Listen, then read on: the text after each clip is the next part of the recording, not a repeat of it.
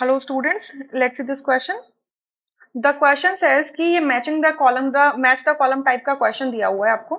एक कॉलम दिया हुआ है कॉलम वन जिसमें टाइप ऑफ प्रोसेस दिए हुए हैं और सेकंड कॉलम दिया हुआ है जिसमें फीचर्स दिए हुए हैं. ठीक है. सो आपको करेक्ट मैच फाइंड आउट करना है. आइसोथर्मल प्रोसेस का मतलब क्या होता है? ऐसा कोई भी प्रोसेस.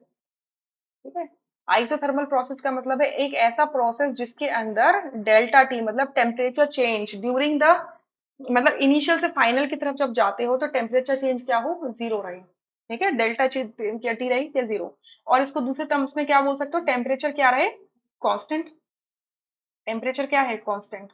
यानी कि ए का क्या हो जाएगा? एस.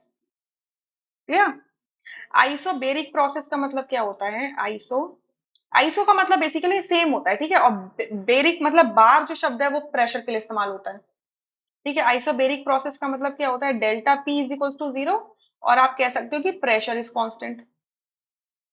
प्रेशर क्या है? प्रेशर कांस्टेंट है. यानी कि इसके लिए हो जाएगा आपका बी के लिए होगा आर. ठीक है. ओके. आइसोकोरिक. आइसो का मतलब सेम और कोरिक कोर वर्ड जो होता है वो यूज करते हैं वॉल्यूम के लिए. ठीक है. कोरिक. इसका मतलब क्या है? Delta V is equals to zero. और आप कह सकते हो इसको वॉल्यूम कांस्टेंट लिया है.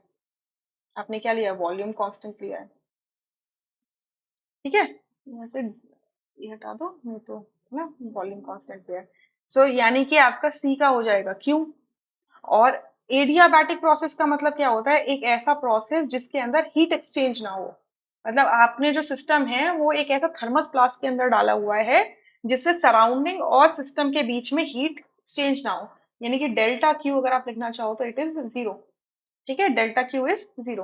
देखो कई जगह क्यू कैपिटल से दिखाते हैं, कई जगह माइनस से दिखाते हैं, तो इसे डेल्टा आप ऐसे भी लिख सकते हो इज इक्वल टू जीरो. यानी कि डी का क्या हो जाएगा? पी. सो ए का क्या आ रहा है? एस. ए का एस. बी का आर. सी का क्यू. एंड डी का पी. यानी कि सेकेंड ऑप्शन करेक्ट है. Rest option are incorrect. I hope you understood this question. और देखो ये जो टर्म्स है ना सारे के सारे, ये आपको एनसीईआरटी में मिल जाएंगे. आप 11th क्लास की अगर एनसीईआरटी रेफर करोगे part one thermodynamics.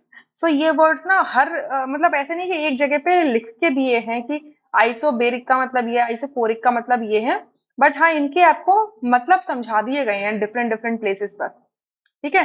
Different different places पे आपको मतलब समझाए हुए हैं. एडियाबैटिक का तो आपको एक जगह पे मिल जाएगा. आई थिंक आप एडियाबैटिक का देखोगे तो आप देख सकते हो इसको कहाँ पर. कहीं एक फिक्स जगह नहीं दिख रही है जहाँ पे ये दिख सके. ठीक है.